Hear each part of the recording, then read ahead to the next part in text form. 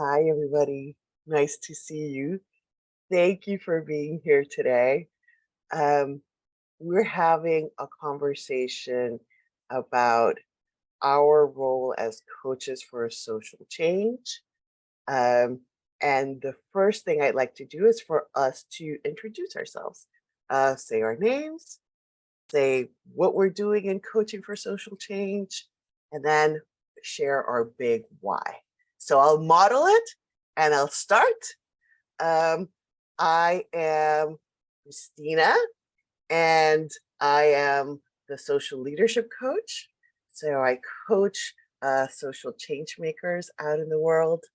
Um, and also, I do a lot of work with ICF um, around advocacy on diversity, inclusion, belonging, and social justice.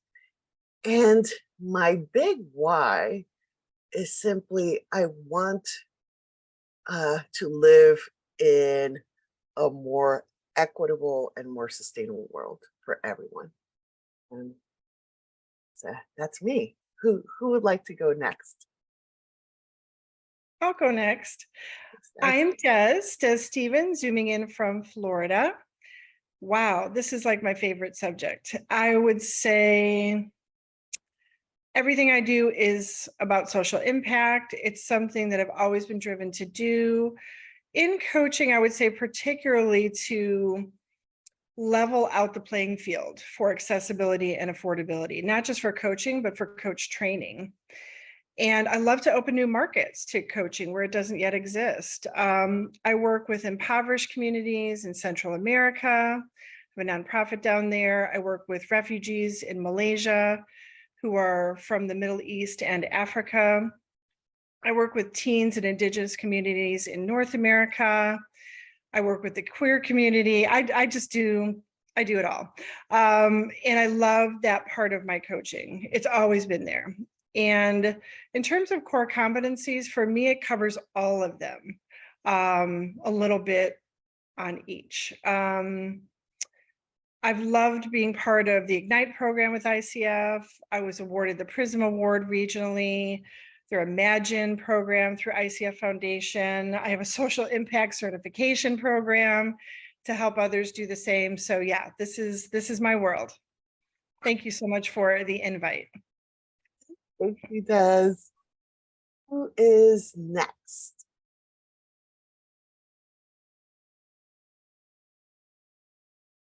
So I'll go next. Hi, I'm Marlene Thomas. I'm in Maryland, right outside of Washington, D.C.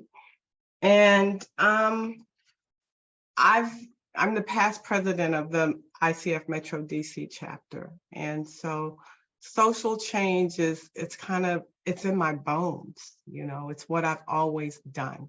I coach a lot of nonprofit leaders in different areas. I've gone to Uganda and worked with a pastor to coach he's got lots of ministers underneath him to coach them to make a difference in their country.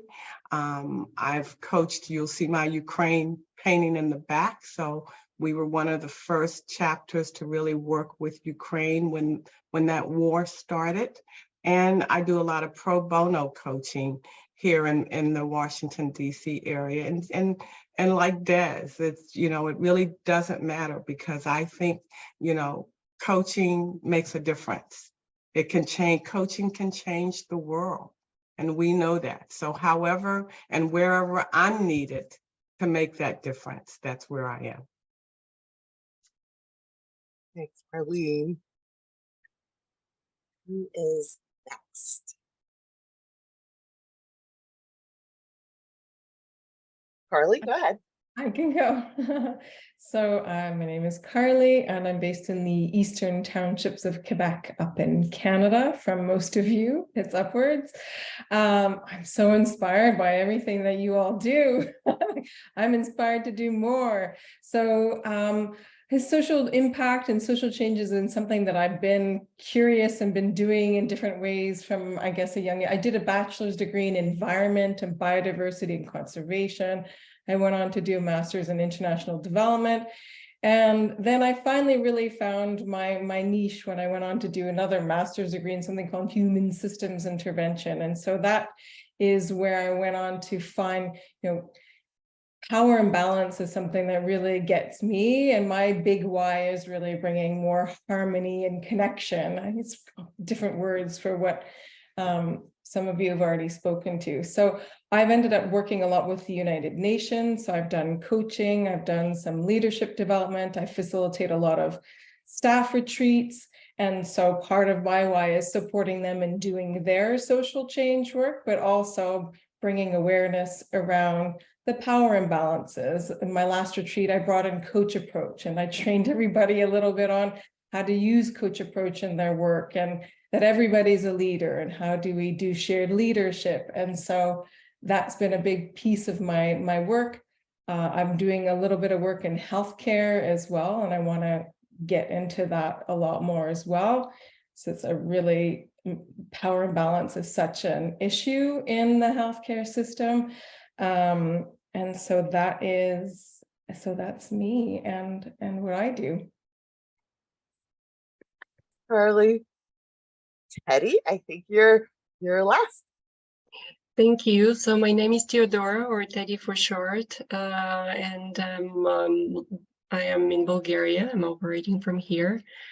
And my story starts with US Peace Corps. I've been for 16 years working for the US Peace Corps in Bulgaria, and I've seen how foreigners do social change for my country first.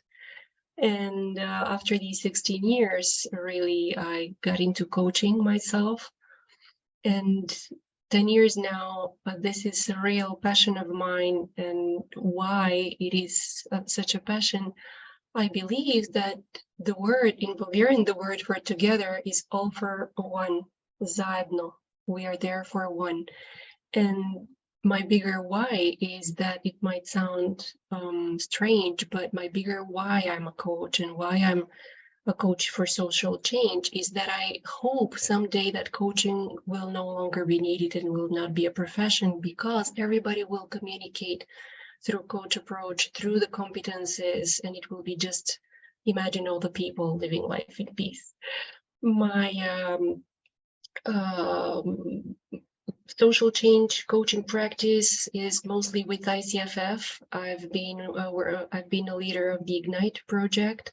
I've also coached a lot of pro bono with UNICEF, with Special Olympics. I have a lot of that I'm doing right now.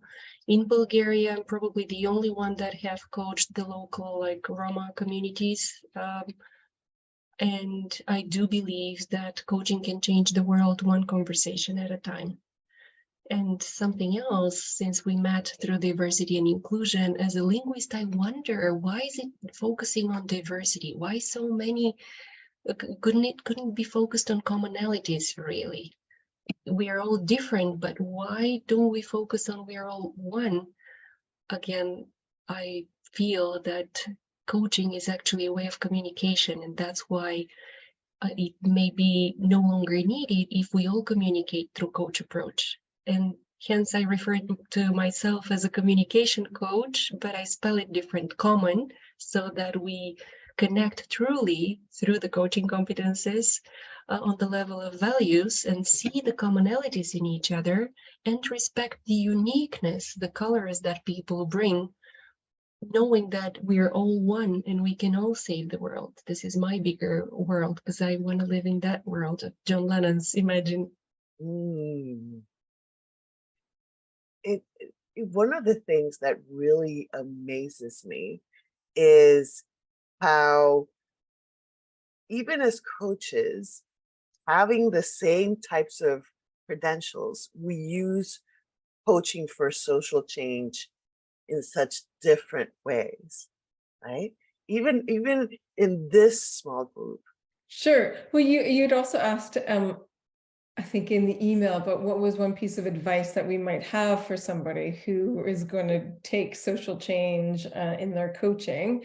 And so that got me thinking, and I think it does. Well, what it inspired in me is really, and what I see in everybody is being really, really connected with the source of inspiration for doing this, like the big why, right, is such a big piece of the inspiration that we have. And so being really clear and really connected with that wellspring that we all need to carry with us, because there are still awful things happening. And we have personal failures as we go, but also we see larger things, right, going on that can be really discouraging. And so I think being connected to that wellspring to sustain us as we move through really difficult social change topics that need to be addressed, and having really difficult conversations sometimes too in that process. So for me, that being connected to the why, and I hear that in everybody, is really, really clear on the importance of this, and how I love this. The coaching can change the world one conversation at a time. I've said that for, culture changes the world one conversation at a time. It is all the same stuff. So those are my closing thoughts.